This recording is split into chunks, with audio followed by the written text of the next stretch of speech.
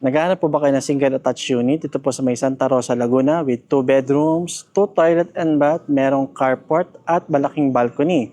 Available through Pag-ibig and bank financing with a minimum lot area of 80 square meter and a floor area of 102 square meters.